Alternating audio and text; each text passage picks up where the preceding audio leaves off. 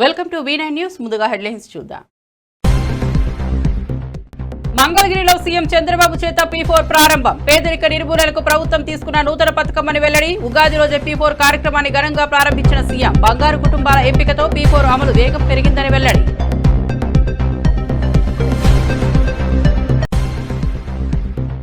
చిన్న నిర్మాతలను ఎప్పుడు ఇబ్బంది పెట్టలేదన్న నటి. కార్మికుల కష్టాలను చిరంజీవి బాగా తెలుసని వెల్లడి. కమ్యూనికేషన్ లోపమే సమస్యలకు కారణమని వ్యాఖ్య. కార్మికులకు బకాయిలు పెద్ద నిర్మాతలే చెల్లించాలని హితం.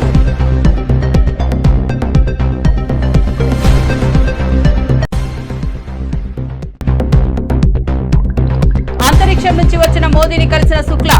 గగన్యాన్ మిషన్ పై ప్రధానికి వివరించిన వ్యోమగామి. అంతరిక్ష అనుభవాలపై మోదీతో చర్చించిన శుక్లా. అంతరిక్ష చిత్రాలను ప్రధానికి చూపించిన వ్యోమగామి.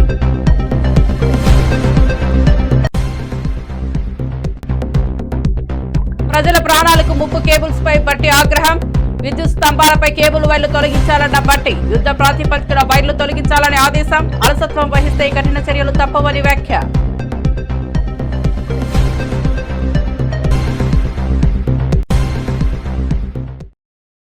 ఇక వార్త వివరాల్లోకి వెళ్తే, కూటమి ప్రభుత్వం వ్యక్తిగత కక్షతో మిథున్ రెడ్డి అరెస్ట్ చేసిందని బొత్స సత్యనారాయణ తీవ్రంగా విమర్శించారు. రాజమండ్రి సెంట్రల్ జైల్లో మిథున్ రెడ్డిని ములాఖత్ చేసిన అనంతరం ఆయన మాట్లాడుతూ వైసీపీ నేతలను అవమానపరచడానికే అక్రమ అరెస్టులు చేస్తున్నారని అన్నారు. రాబోయే రోజుల్లో తీవ్ర పరిణామాలు ఉంటాయని హెచ్చరించారు. ఈ నెల 25న వైఎస్ జగన్ కూడా మిథున్ రెడ్డితో ములాఖత్ అవుతారని తెలిపారు.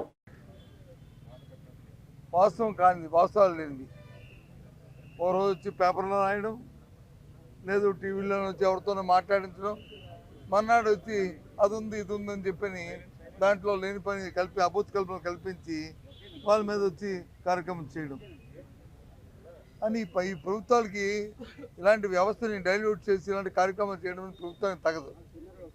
దీనివల్ల రాబోయే కాలంలో చాలా పరిణామాలు తీవ్రంగా ఉంటాయి. అందుకు నేను చాలా సందర్భాల్లో మేము చెప్పాను కూడా, వాస్తవికత ఉన్నప్పుడు ఏ కార్యక్రమం చేసినా పర్వాలే, కానీ అవాస్తవాన్ని వాస్తవంగా మలిచి చేసి వాళ్ళని ఇబ్బంది పెట్టాలి, వాళ్ళని అవమానపరచాలి, వాళ్ళ కుటుంబాలను బాధపెట్టాలి, వాళ్ళ అభిమానులను బాధపెట్టాలి అని చేసే కార్యక్రమం మాత్రం మంచి సాంప్రదాయం కాదనేది నా తాలూకా అభిప్రాయంగా మీకు మనవి చేస్తున్నాను. కేజీవీవీ ప్రిన్సిపల్ సౌమ్య చేసిన ఆరోపణలు నిరాధారణమని ఎమ్మెల్యే కూన రవికుమార్ స్పష్టం చేశారు. కొందరు మహిళలు చేసే ఆరోపణలు మహిళా లోకానికే సిగ్గుచేటుగా మారుతున్నాయని వ్యాఖ్యానించారు. సౌమ్యతో తాను మాట్లాడిన సందర్భాలు లేవని, దళిత కార్డు వాడుతున్నారని ఆరోపించారు. ఒక ఎమ్మెల్యేగా అధికారులను ప్రశ్నించే హక్కు తనకు ఉందని చెప్పారు. ఒక శాసనసభ్యుడిగా నా ప్రివిలేజ్ అది. నా ప్రివిలేజ్ని ప్రశ్నించే అధికారం ప్రభుత్వ ఉద్యోగులుగా పనిచేసినటువంటి వారికి ఎవరికి అధికారం హక్కులు లేవు. It is the right of the employees. They have to protect our privileges. At the same time ఉద్యోగాలకి పొందడం కోసం అంబేద్కర్ గారు రాసిన రాజ్యాంగం ప్రకారం రిజర్వేషన్లు కల్పించుకున్నాం మనం.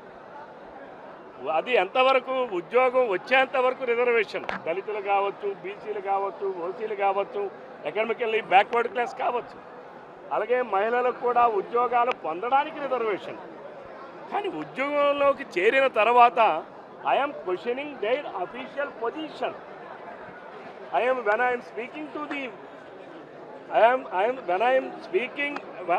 I'm reviewing with the official position.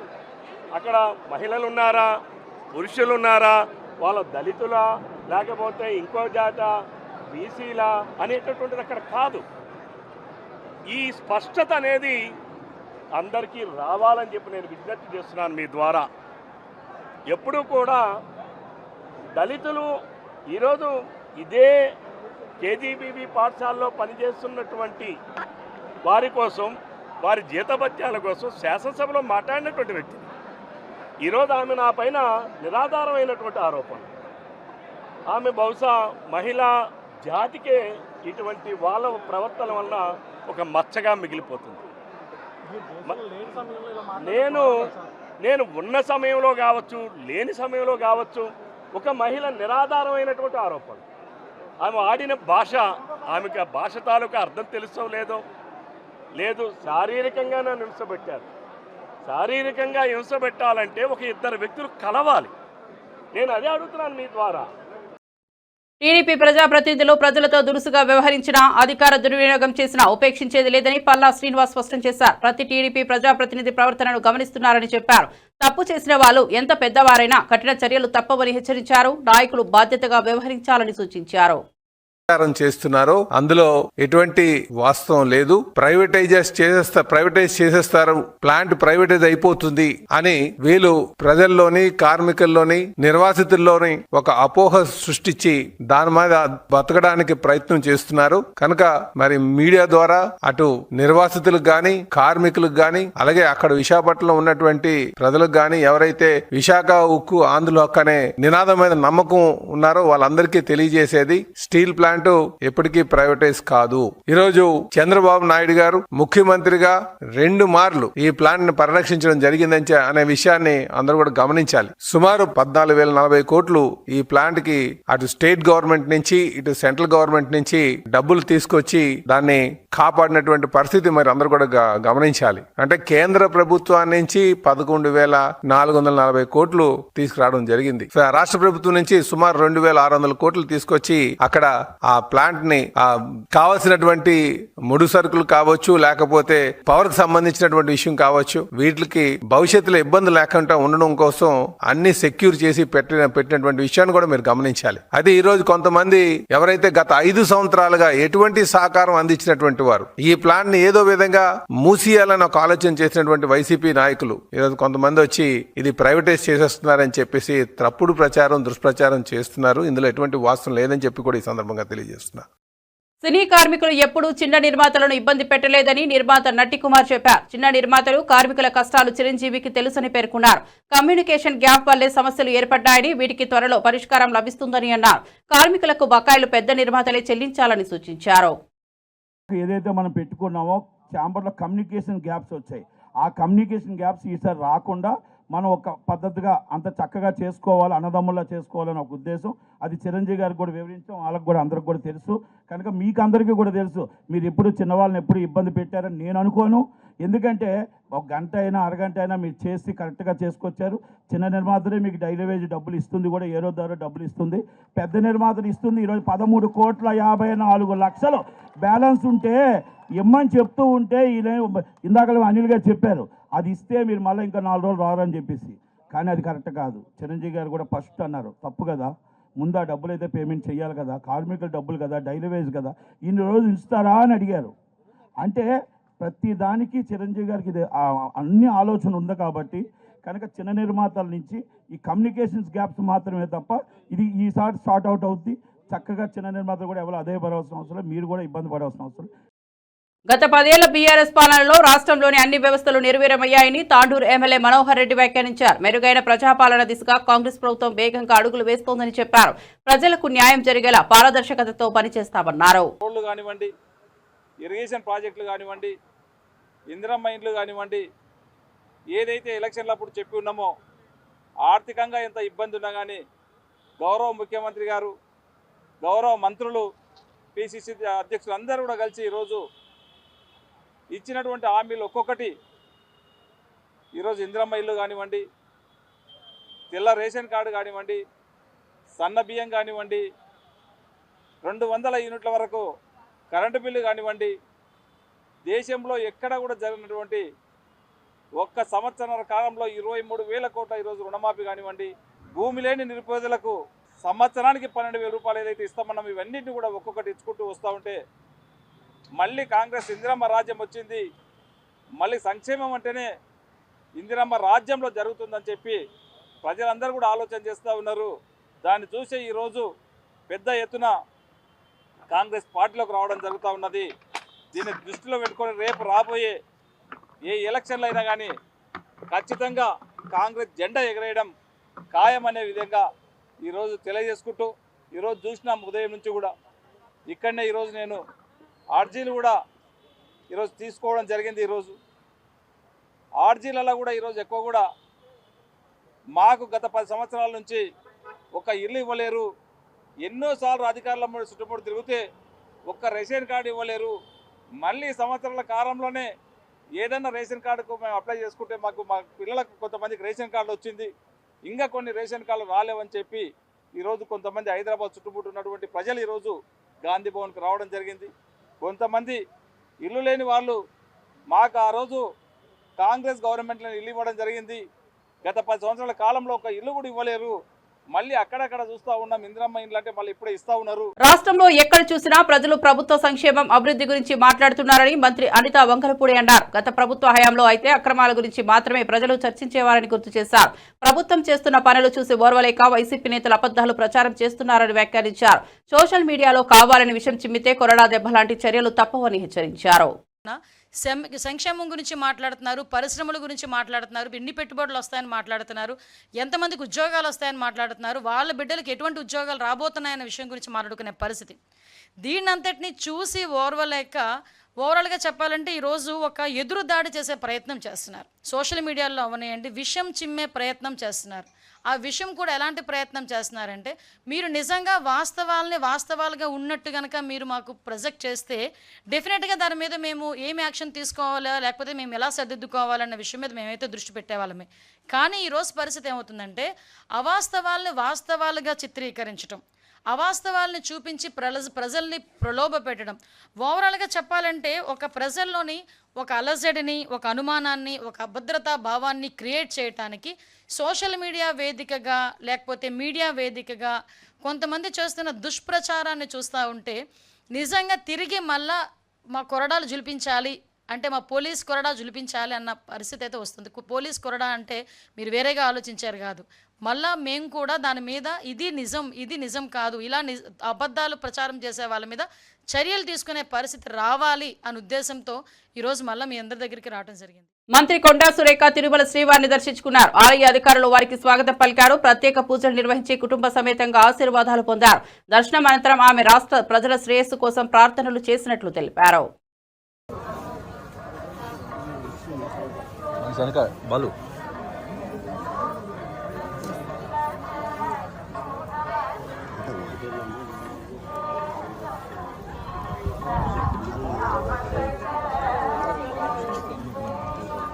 మనసు చూసుకో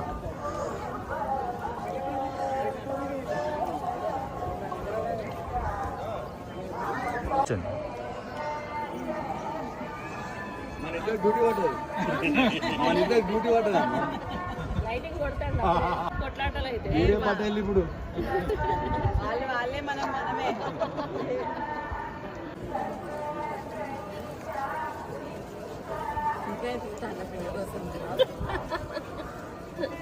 పాప కావాలన్నా ఎట్లుంది పాప? సూపర్ ఉందంట పాప. పాప ఎట్లుందంటే సూపర్ ఉందంట. పక్కకొచ్చా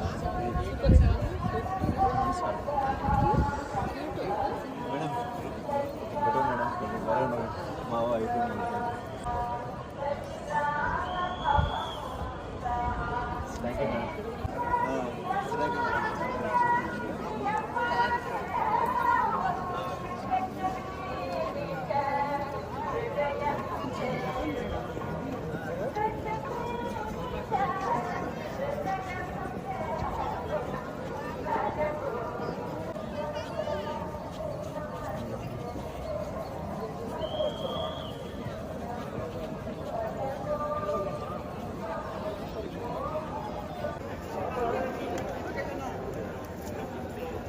భారతీయ వ్యోమగామి శుభాంశు శుక్ల అంతర్జాతీయ అంతరిక్ష కేంద్ర పర్యటన అనంతరం ప్రధాని మంత్రి నరేంద్ర మోదీని కలిశారు. అంతరిక్షంలో తీసిన ఫోటోలు, అనుభవాలను మోదీకి వివరించారు. గగన్యాన్ మిషన్, అంతరిక్ష సాంకేతికతలపై చర్చించారు. ఈ దృశ్యాలను పీఎంఓ విడుదల చేసింది.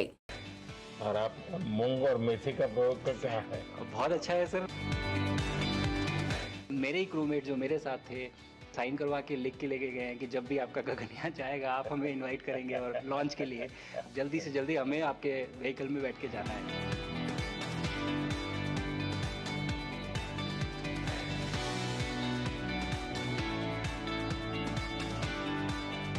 आप लोग जब इतनी बड़ी यात्रा करके वापस पहुंचते हैं जी सर, काफी कुछ चेंज फील होता होगा। जस्ट मैं समझना चाहता हूँ वो किस प्रकार से अनुभव करते हैं आप लोग। सर जब ऊपर भी जाते हैं तो वहाँ का जो वातावरण है, एनवायरनमेंट है, वो अलग है, ग्रेविटी नहीं है।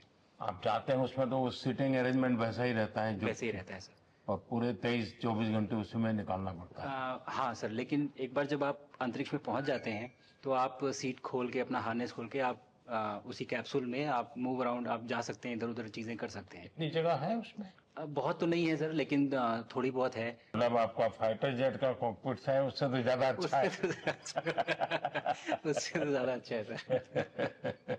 बट पहुंचने के बाद सर काफी कुछ चेंजेस होते हैं, जैसे पूरा आपका हार्ट स्लो हो जाता है, तो वो कुछ बदलाव होते हैं, और वो फिर लेकिन 4-5 दिन में बॉडी आपकी यूज टू हो जाती है, वहाँ आप नॉर्मल हो जाते हैं, और फिर जब वापस आते हैं तो फिर वही दोबारा से वही सारे चेंजेस, आप मतलब चल नहीं सकते वापस आते हैं, तो चाहे आप कितने भी स्वस्थ हो। मुझे बुरा नहीं लग रहा था, मैं ठीक था, लेकिन फिर भी जब पहला कदम रखा तो मैं मतलब गिर रहा था, तो लोगों ने पकड़ रखा था मुझे, फिर दूसरा तीसरा, हालांकि मालूम है कि चलना है, लेकिन वो ब्रेन जो है वो उसको टाइम लगता है सर वापस समझने में कि अच्छा अब ये नया एनवायरनमेंट है, नया वातावरण है। यानी सिर्फ बॉडी का ट्रेनिंग नहीं है, माइंड का ट्रेनिंग ज्यादा है। माइंड का ट्रेनिंग है सर, बॉडी में ताकत है, मांसपेशियों में ताकत है, लेकिन वो ब्रेन की रीवायरिंग होनी है, उसको दोबारा से ये समझना है कि ये नया एनवायरनमेंट है, अब इसमें आपको चलने के लिए इतनी ताकत लगेगी या इतना एफर्ट लगेगा, वो वापस से समझते हैं सर। सबसे ज्यादा समय से वहाँ कौन था, कितने समय का? इस समय सबसे ज्यादा समय लोग एक टाइम पे करीब 8 महीने तक लोग रह रहे हैं सर। हाँ, इसी मिशन से शुरू हुआ है कि 8 महीने तक रहेंगे। अभी वहाँ जो लोग मिले आपको? हाँ, उनमें से कुछ लोग हैं जो कि दिसंबर में वापस आएंगे। और आपका मूंग और मेथी का प्रयोग का क्या है? बहुत अच्छा है सर। मैं इस बात से बहुत सरप्राइज था कि लोगों को इसके बारे में पता नहीं था, इन चीज़ों के बारे में। फूड बहुत बड़ा चैलेंज है सर एक स्पेस स्टेशन पे। जगह कम है, कार्गो महंगा है, आप कम से कम जगह में ज़्यादा से ज़्यादा कैलोरी और न्यूट्रिशन आपको पैक करने की हमेशा कोशिश रहती है, और हर तरह से प्रयोग चल रहे हैं सर। और इनको उगाना बहुत सिंपल है, बहुत ज़्यादा रिसोर्स नहीं चाहिए स्पेस स्टेशन में। छोटा सा एक आप डिश में थोड़ा सा पानी डाल के उनको छोड़ दीजिए, और वो बहुत अच्छे से 8 दिन बाद वो स्प्राउट होना शुरू हो गए थे सर, स्टेशन में ही मुझे देखने को मिले। तो हमारी जो ये टिपिकल जो हमारे कंट्री के ये जो सीक्रेट्स हैं, मैं बोलूँगा सर, जैसे ही हमें ये मौका मिला कि हम माइक्रोग्रेविटी रिसर्च में पहुँच पाए, ये वहाँ पहुँच गए। और क्या पता कि ये हमारी फूड सिक्योरिटी प्रॉब्लम को सॉल्व करें, जो कि एस्ट्रोनॉट्स के लिए तो एक तरह से है ही सर स्टेशन में, लेकिन अगर वहाँ सॉल्व होती है तो ये पृथ्वी पे भी लोगों के लिए फूड सिक्योरिटी की प्रॉब्लम सॉल्व करने में हमारी मदद कर सकती है। पहला एक बार एक कोई भारतीय आया जी सर, तो भारतीय को देख करके उनके मन में क्या रहता है, क्या पूछते हैं, क्या बात करते हैं, ये बाकी जो दुनिया के देश के लोग होते हैं? जी सर, मेरा पर्सनल अनुभव जो रहा है सर पिछले 1 साल में, मैं तो जहाँ भी गया, जिससे भी मिला, सभी लोग बहुत खुश हुए मुझसे मिलके, बहुत एक्साइटेड थे बात करने में, आके मुझसे पूछने में कि मतलब आप लोग क्या कर रहे हैं, कैसे कर रहे हैं। और सबसे बड़ी बात ये थी कि सबको इसके बारे में मालूम था कि भारत स्पेस के क्षेत्र में क्या कर रहा है, सबको ये इस बारे में जानकारी थी।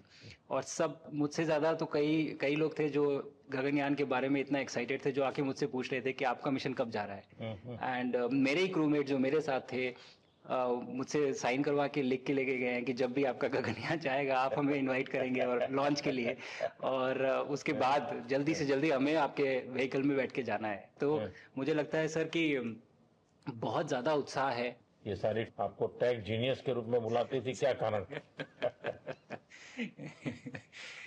नहीं सर, वो लोग मुझे लगता है बहुत काइंड है जो इस तरह से बोलते हैं, बट मेरी जो ट्रेनिंग रही है सर, जो एयरफोर्स में ट्रेनिंग रही है, और उसके बाद हम लोग ने टेस्ट पायलट की ट्रेनिंग की सर। तो मैं एयरफोर्स में जब गया था तो मुझे लगा था कि पढ़ाई नहीं करनी पड़ेगी, बट मुझे इसके बाद बहुत पढ़ाई करनी पड़ी जो मुझे पता नहीं था। और टेस्ट पायलट बनने के बाद तो ये काइंड ऑफ एक इंजीनियरिंग का एक डिसिप्लिन बन जाता है सर। इसरो में ट्रेनिंग की, हमारे साइंटिस्ट ने हमको पढ़ाया 2-3-4 साल, तो मुझे लगता है कि हम लोग काफी अच्छे से तैयार थे सर इस मिशन के लिए जब पहुंचे। मैंने जो आपको होमवर्क कहा था तो उसका क्या प्रोग्रेस हुआ है? बहुत अच्छा प्रोग्रेस हुआ है सर, और लोग काफी हंसे थे मेरे साथ। उस मीटिंग के बाद उन्होंने मुझे चढ़ाया भी था कि आपके प्रधानमंत्री ने आपको होमवर्क दिया है। दिया तो है, और बहुत जरूरी है सर। हमें इस बात का आभास था, मैं गया ही इसलिए था। मिशन तो एक सक्सेसफुल हुआ है सर, हम लोग वापस आ गए हैं, लेकिन ये मिशन अंत नहीं है, मिशन तो शुरुआत है। तो अरे तो मैंने उसी दिन भी कहा, आपने उस दिन बोला था सर, हमारा पहला कदम है, पहला कदम है सर। तो इस पहले कदम का मेन जो उद्देश्य था वो यही था कि हम कितना कुछ इससे सीख के हम वापस ला सकते हैं। लेकिन सबसे बड़ा काम होगा हमारे सामने एक बहुत बड़ा एस्ट्रोनॉट का पूल होना चाहिए हमारे पास सर। हमारे सामने 40-50 लोग सर रेडी इस प्रकार का। सर अब तक तो शायद बहुत कम बच्चों के मन में होता होगा, हाँ यार ये कुछ अच्छा है, लेकिन अब आपके आने के बाद शायद वो विश्वास भी बहुत बढ़ेगा, आकर्षण भी बढ़ेगा। सर जब मैं छोटा था, राकेश शर्मा सर पहली बार गए थे 1984 में, पर एस्ट्रोनॉट बनने का सपना कभी मेरे मन में नहीं आया क्योंकि हमारे पास कोई प्रोग्राम नहीं था, कुछ भी नहीं था सर। बट मैं जब इस बार गया सर स्टेशन में, तो 3 बार मैंने बच्चों से बात की। एक बार लाइव इवेंट था सर, और 2 बार रेडियो के थ्रू उनसे बात हुई। और तीनों इवेंट में सर एक बच्चा था हर इवेंट में जिसने पूछा कि सर मैं कैसे एस्ट्रोनॉट बन सकता हूँ। तो मुझे लगता है कि ये अपने आप में हमारे देश के लिए बहुत बड़ी सफलता है सर, कि आज के भारत में वो उसको सपने देखने की ज़रूरत नहीं है, उसको मालूम है कि ये पॉसिबल है, हमारे पास ऑप्शन है और हम बन सकते हैं। और आपने जैसा कहा सर कि ये విద్యుత్ స్తంభాలపై వేలాడుతున్న కేబుల్ వైర్లు ప్రజల ప్రాణాలకు ముప్పవుతున్నాయని డిప్యూటీ సీఎం బట్టి విక్రమార్క ఆందోళన వ్యక్తం చేశారు. రాష్ట్ర వ్యాప్తంగా యుద్ధ ప్రాతిపదికన వీటిని తొలగించాలని విద్యుత్ శాఖ అధికారులను ఆదేశించారు. అలసత్వం వహిస్తే కఠిన చర్యలు తప్పవని హెచ్చరించారు.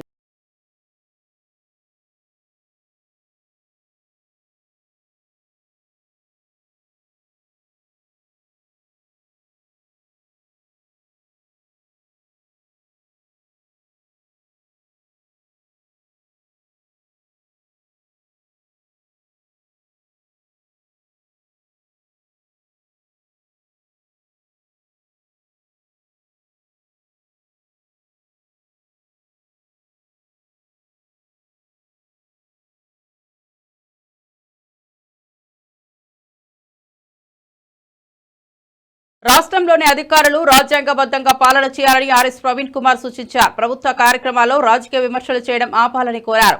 బీఆర్ఎస్ కార్యకర్తలపై తప్పుడు కేసులు పెట్టడం రికార్డు అవుతుందని హెచ్చరించారు. భవిష్యత్తులో బీఆర్ఎస్ ప్రభుత్వమే వస్తుందని, అప్పటికి సమాధానం చెప్పాల్సిందేనని అధికారులను హెచ్చరించారు. దయచేసి రాజ్యాంగబద్ధంగా పాలన చేయండి. మీకొచ్చిన ఆదేశాలు రాజ్యాంగబద్ధమైనవైతే, చట్టబద్ధమైనవైతేనే మీరు ఆదేశాలు పాటించండి. అదేవిధంగా ప్రభుత్వ కార్యక్రమాల గురించి మీరు మాట్లాడేటప్పుడు కార్యక్రమాల గురించి మాట్లాడండి. అంతే తప్ప మీరు కూడా రాజకీయ విమర్శలకు పాల్పడి మీరు కూడా రాజకీయ నాయకుల్లాగా మాట్లాడితే అది కండక్ట్ రూల్స్కు వ్యతిరేకం. దయచేసి అది గుర్తించండి. మేము నిజంగా ఏ అధికారికి కూడా మేము వ్యతిరేకం కాదు. కానీ ఈరోజు పని కట్టుకొని భారత రాష్ట్ర సమితి పాలనను, భారత రాష్ట్ర సమితి పార్టీని, భారత రాష్ట్ర సమితి నాయకులను ఏదైతే ఇబ్బంది పెడుతున్నారో, చట్టం ముసుగులో లేకపోతే ఇంకా రకరకాల ముసుగుల్లో ఇబ్బంది పెడుతున్నారో అవన్నీ కూడా రికార్డ్ అవుతున్నాయి. రేవంత్ రెడ్డి ప్రభుత్వం పర్మనెంట్గా ఉండదు. రేపొద్దున మళ్ళీ రాబోయేది బీఆర్ఎస్ ప్రభుత్వమే.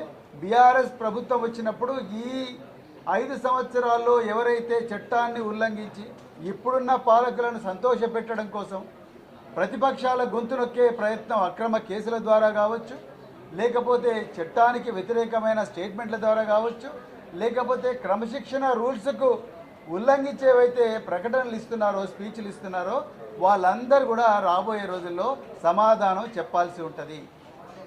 అందుకొరకే మళ్ళొక్కసారి మేము రిక్వెస్ట్ చేస్తున్నాం, మీరు ఏ పొజిషన్లో ఉన్నా కూడా రికార్డులు మాట్లాడతాయి. మీరు పదవీ విరమణ చేసిన తర్వాత కూడా. సిరిసిల్ల కలెక్టర్ సందీప్ కుమార్ కాంగ్రెస్ నేతలు వ్యవహరిస్తూ కేటీఆర్ అభిమానులపై తప్పుడు కేసులు పెడుతున్నారని బీఆర్ఎస్ నేతలు ఆరోపించారు. హైదరాబాద్ కమిషనరేట్లో కొంతమంది డీసీపీలు విచ్చలవిడిగా టెలిఫోన్ ట్యాపింగ్ చేస్తున్నారని, అసత్య ఆరోపణలు వస్తున్నాయని పేర్కొన్నారు. పాల్పడుతూ ఇవాళ పెద్ద రాచకాలకు ఆయన పాల్పడతా ఉన్నాడు. హైదరాబాద్ కమిషనరేట్లో కొంతమంది డీసీపీలు పనిగట్టుకొని కేసీఆర్ గారిపైన, కేటీఆర్ గారిపైన దుమ్మెత్తి పోసే విధంగా టెలిఫోన్ ట్యాపింగ్ కేసుల పేరు మీద ఇవాళ విచ్చలవిడిగా వ్యవహరిస్తూ ఉన్నారు. అనేక మంది సబ్ ఇన్స్పెక్టర్ ఆఫ్ పోలీసెస్, అనేక మంది సర్కిల్ ఇన్స్పెక్టర్స్, అనేక మంది ఏసీపీలు, డీసీపీలు, ఆర్డీఓలు ఇట్లా రేవంత్ రెడ్డి తొత్తులుగా మారిపోయి ఇవాళ భారత రాజ్యాంగ విలువలను, సంప్రదాయాలను పూర్తిగా కూడా తుంగలో దొక్కుతూ ఇవాళ దుర్మార్గమైనటువంటి రీతిలో వ్యవహరిస్తూ మొత్తం రాజ్యాంగ విలువలని, ప్రజాస్వామ్య స్ఫూర్తిని కూని చేస్తా ఉన్నారు. కాబట్టి ఇవాళ గౌరవ మంత్రివర్యుల్ని చేతులెత్తి నమస్కారం చేసి మేము విజ్ఞప్తి చేశాం. It is not about BRS, it is not about BRS, but it is about protecting the constitution, protecting the democratic values, ప్రజాస్వామ్య విలువలను కాపాడాలా, రాజ్యాంగాన్ని కాపాడాలా. ఇవాళ రేవంత్ రెడ్డి అధికారంలో ఉన్నాడు, రేపు మళ్ళా బీఆర్ఎస్ పార్టీ అధికారంలోకి వస్తుంది. అధికారంలో పార్టీలు మారినంత మాత్రాన బ్యూరోక్రాట్స్ కూడా కండువలు మార్చుకున్నంత ఈజీగా కనుక వాళ్ళు కనుక వ్యవహరించినట్టయితే మొత్తం ప్రజాస్వామిక సంప్రదాయాలకు, పరిపాలనకు మొత్తం కూడా విఘాతం ఏర్పడుతున్న ఉద్దేశంతో ఇది ఇచ్చినాము. మేము చాలా కాన్ఫిడెంట్గా ఉన్నాము.